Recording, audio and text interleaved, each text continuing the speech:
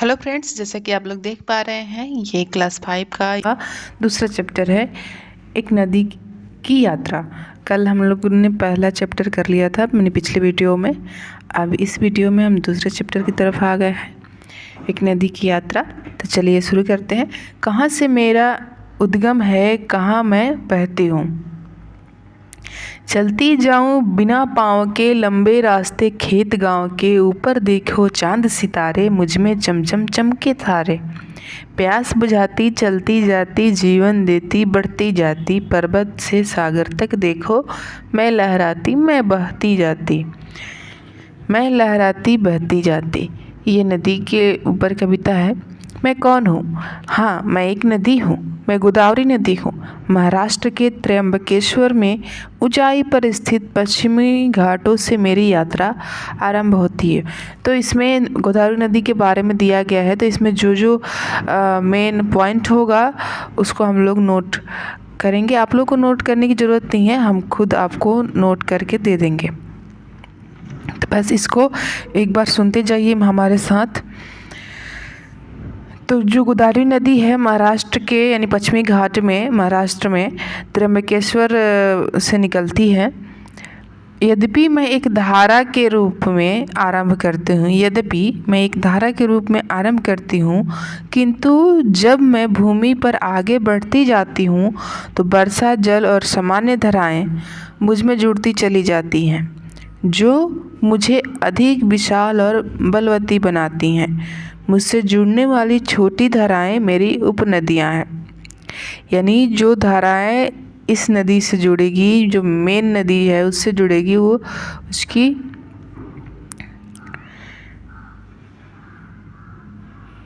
वो उपनदी कहलाती हैं। बंगाल की खाड़ी में मिलने से पहले मैं 14 से 56 किलोमीटर की यात्रा तय करती हूँ। यानी गोदावरी नदी की लंबाई 14 से 56 किलोमीटर है। यात्रा करती हूँ। गंगा नदी के बाद मैं भारत की दूसरी सबसे लंबी नदी हूँ। यानी गोदावरी नदी, जैसे कि हम लोग जानते हैं कि ये गंगा के बाद भारत की सबसे बड़ी नदी है, यानी दूसरी सबसे बड़ी नदी है। गंगा पहला और दूसरा गोदावरी। इसको दक्षिण भारत की गंगा भी कहते हैं। ये आप देख रहे हैं कि पश्चिम घाट के त्र्यंबकेश्वर में स्थित जो ब्रह्मगिरी की पहाड़ी है, वहाँ से गोदावरी नदी निकल रही है और ऐसे करके बंगाल की खाड़ी में गिर रही है। इसकी कुछ सहायक नदियों के बारे में भी मंजीरा, इंद्रावती, सबरी दिखाया गया है। इस पे कई सारे डैम भी बने हैं, राष्ट्रीय उद्यान भी हैं।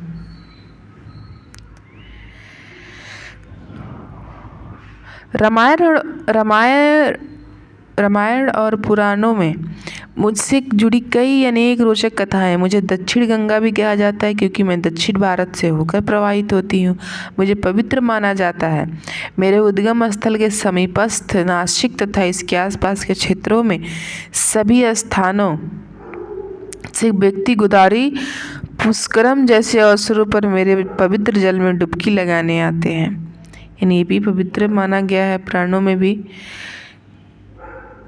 और एक इम्पोर्टेंट तथ्य इधर साइड में दिया हुआ है कि भारत ने अपना सबसे लंबा नदी सेतु भूपेन हजारिका सेतु, भारत का सबसे लंबा नदी सेतु जो है भूपेन हजारिका सेतु ब्रह्मपुत्र नदी पर निर्मित किया गया है।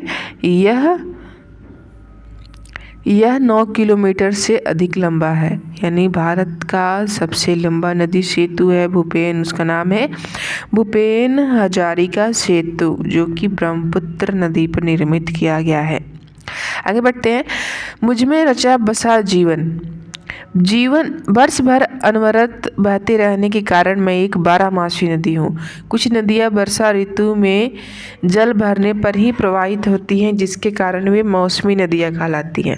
यानी जो नदियाँ बस बारिश के मौसम में बहती हैं, बारिश के पानी से, वे मौसमी कहलाती हैं।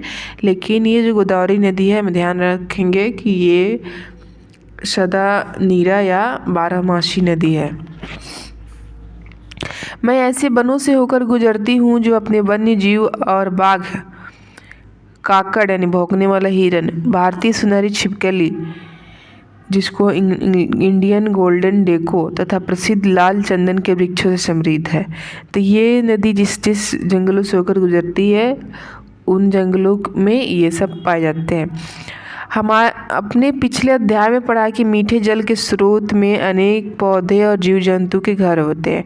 अब मैं सागर पर पहुंचती हूँ तो मैं अनेक छोटी धाराओं में फैल जाती हूँ। ये धाराएं नदीमुख भूमि बनाती हैं, यानी डेल्टा बनाती हैं।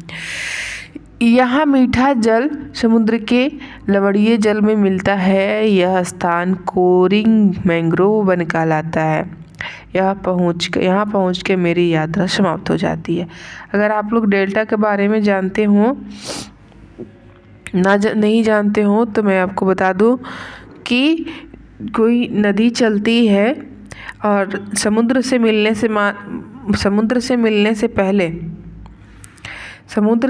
से पहले वो कई धाराओं में विभक्त हो जाती है। तो बीच की जो भूमि कई धाराओं में, छोटी छोटी धाराओं में विभक्त हो जाती है और ये आपका समुद्र हो गया।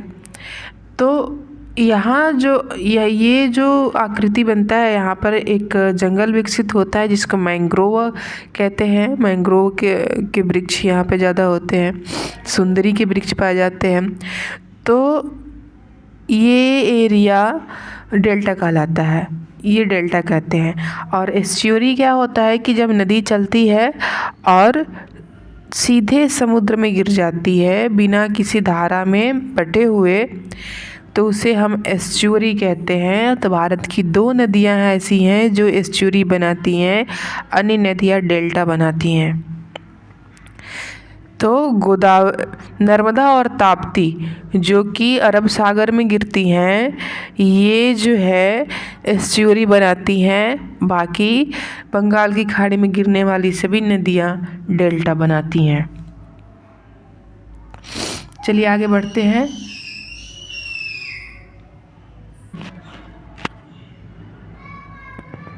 मैं जीवन को अनेक प्रकार से पोषित करती हूँ। प्राचीन काल से ही लोगों ने अपने घर सदैव नदियों या जल निकायों के निकट बनाए हैं।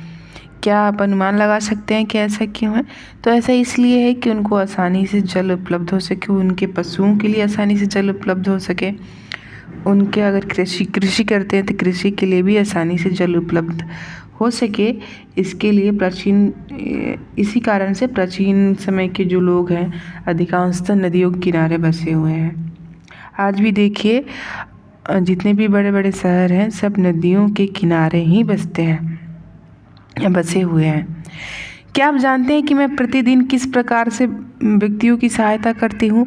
मेरे निकट शहरों और गांवों के लोग मुझसे ही जल प्राप्त करते हैं। सभी घरों, विद्यालयों और खेतों में पानी मुझसे ही आता है।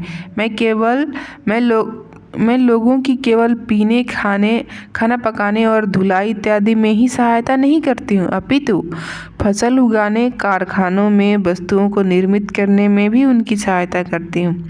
मैं अनेक व्यक्तियों की आजीविकाओं को चलाने में भी सहायक हूँ। मेरे जल को पाइपों और नहरों में ले जाकर जन जन तक वितरित किया जाता है। एक इधर लिखा है, तथ्य है कि भारत में चिनाब रेल सेतु विश्व का सबसे ऊंचा डाटदार या चापकार रेल सेतु है। भारत का चिनाब रेल सेतु विश्व का सबसे ऊंचा चापकार सेतु है। चापकार सेतु मतलब चाप जैसी आकृति बनने वाला पुल सेतु। पारिस्थितिकी पर्यटन यानी इको टूरिज्म का अर्थ है प्राकृतिक स्थलों जैसे वनों, नदियों अथवा पहाड़ों का भ्रमण करना है, जिससे उनके सौंदर्य का आनंद लिया जा सके एवं पशुओं और पक्षियों को देखा जा सके और पर्यावरण को हानि पहुंचाए बिना प्रकृति के विषय में जाना जा सके। उसे इको टूरिज्म कहते हैं। बांध, मेरे जल का संग्रहण और मेरे प्रवाह का परिवर्तन। क्या आप जानते हैं कि 900 से अधिक ऐसे बांध हैं जो मेरे जल का संग्रहण करते हैं। इनके माध्यम से व्यक्ति शुष्क ऋतुओं में भी पीने, फसल उगाने और विद्युत उत्पादन हेतु मेरे भंडारित जल का उपयोग कर सकते हैं। क्या आपने कभी सोचा है कि बांध की निर्मित हो जाने पर मेरा क्या होता होगा? मेरे आसपास के वनों, प्राणियों और वहाँ रह रहे व्यक्तियों का क्या होता होगा? बांध एक विशाल भित्ति जैसा होता है जो मेरे प्रवाह को रोक देता है और एक बड़े जल निकाय में जल का भंडारण करता है, जिसे जलाशय कहते हैं। यह भंडारित जल अनेक व्यक्तियों की सहायता तो करता ही है, परंतु कई बार यह प्राणियों और मनुष्यों की आवास भूमि को भी जलमग्न कर देता है। जब यह बांध निर्मित किए जाते हैं तो अनेक व्यक्तियों को अपना आवास छोड़कर अन्यत्र स्थानांतरित होना पड़ता है। जब आप नल खोलकर जल प्राप्त करते हैं तो उस जल की यात्रा की कल्पना भी आपके लिए कठिन होता है जो उसने आप तक पहुंचने के लिए की है, और इसके लिए कितने त्याग किए गए हैं। अतः हम सभी के लिए जल का विवेकपूर्ण उपयोग करना अत्यंत महत्वपूर्ण है। इसलिए आप कभी भी जल को व्यर्थ न करें।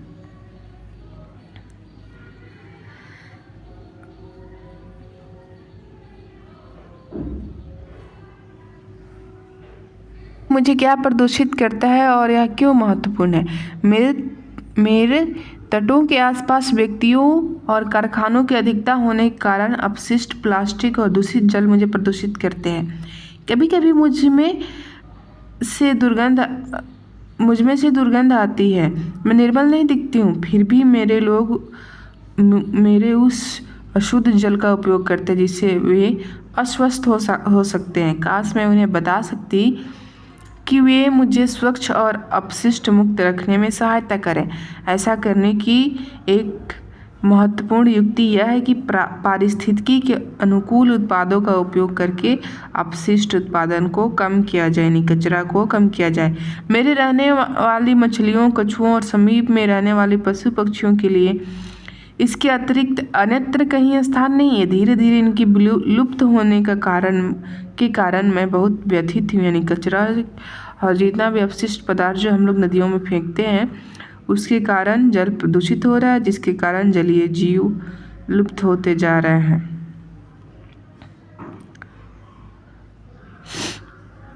तो यहाँ पे देखा है कि कुछ जो वस्तुएं हैं जल में घुल जाती हैं और कुछ वस्तुएं हैं जो जल में नहीं घुल सकती।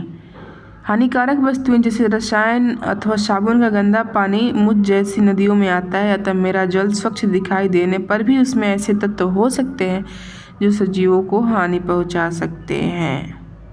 कभी कभी फसल उगाने के लिए उपयोग किए जाने वाले उर्वरक प्रवाहित होकर मेरे जल में मिल जाते हैं। ये पौधों और अन्य जीवों की वृद्धि को बहुत तेज कर देते हैं।